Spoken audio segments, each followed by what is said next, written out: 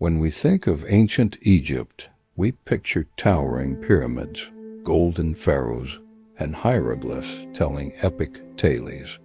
But what if I told you that a crucial part of this story, a powerful civilization that shaped Egypt in profound ways, has often been left in the shadows?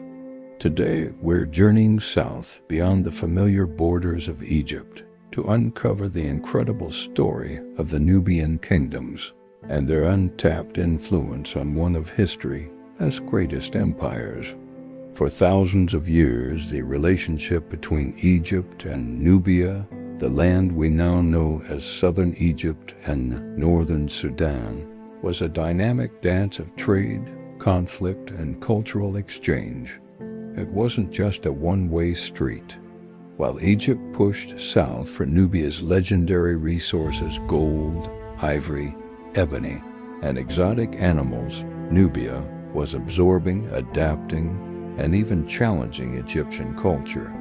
The early Kerma kingdom, for example, was a formidable power, a sophisticated urban society that stood as a major rival to Egypt's Middle Kingdom. Archaeologists have found stunning Kerma pottery, beautifully crafted and distinct, even in Egyptian tombs, proving a deep and early connection.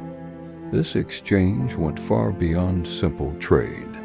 Nubians served as elite archers in the Egyptian army, so skilled they were known as the Ta-Seti, or the land of the bow.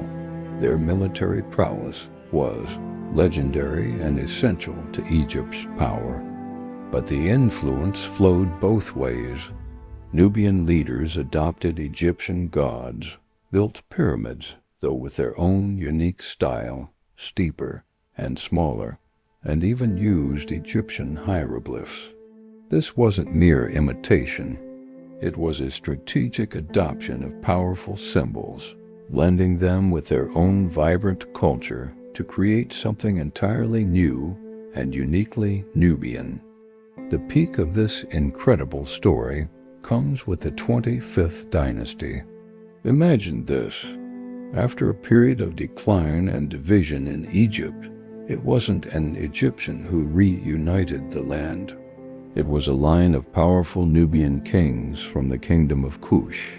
These rulers, known as the Black Pharaohs, marched north from their capital in Napata, not as conquerors seeking to destroy, but as restorers of tradition. They saw themselves as the true heirs of Egypt's spiritual and cultural legacy. Pharaohs like Pi and Daharka revered Egypt's ancient traditions. They went on a massive building spree, constructing and restoring temples throughout Egypt and Nubia, from Karnak to Gebel Barkal. Their goal was to revive the classic Egyptian values they felt had been lost. They ruled over a combined empire stretching from the heart of Sudan all the way to the Mediterranean. For nearly a century, Nubian kings held the title of pharaoh, ruling as legitimate sovereigns of Upper and Lower Egypt. This wasn't a footnote in history. It was a central chapter. So why isn't this story more widely known? For a long time, early archaeologists and historians viewed Nubia through a biased lens, seeing it as a mere reflection or a lesser version of Egypt. They dismissed the Nubian pyramids and temples as simple copies, failing to see the unique cultural fusion they represented. This perspective ignored the millennia of independent Nubian development and their active role in shaping regional history. It was a view that stripped Nubia of its agency and its incredible contributions. But today, that's all changing. Thanks to modern archaeology and a re-examination of historical texts, we're finally beginning to understand the true depth of Nubia's power and influence. We see that the story of ancient Egypt is incomplete without its southern neighbor. The flow of culture, religion, and power along the Nile was a two-way current. The golden treasures, the skilled archers, and the pharaohs who came from the south to save Egypt from itself all point to a shared history that is richer and more complex than we ever imagined. Exploring Nubia reminds us that history is never as simple as we think. Great civilizations don't exist in a vacuum. They are shaped by their neighbors, their rivals, and their allies. The legacy of Nubia isn't just a side story to Egypt's. It's an essential thread woven into the very fabric of its history. By bringing these forgotten kingdoms into the light, we gain a more complete and accurate picture of the ancient world. Thank you so much for joining me on this journey down the Nile. If you enjoyed uncovering this hidden history, please hit that like button and subscribe for more explorations into the stories that time forgot. See you in the next video. Did you know there was a time when black pharaohs from deep within Africa ruled over all of Egypt? This isn't some fantasy tale. It's the incredible true story of the Kingdom of Kush, a civilization that rose from the lands of modern-day Sudan, what the Egyptians called Nubia. For centuries, Egypt saw Nubia as a southern frontier, a source of gold, ivory, and soldiers. They even built massive fortresses to control the trade routes, but they underestimated the Nubians. Around 1700 BCE, while Egypt was weakened by internal conflicts, the Kushite kingdom, centered at its capital Kerma, grew incredibly powerful. Kerma wasn't just a city, it was a fortress. It boasted massive defensive walls, moats, and formidable bastions.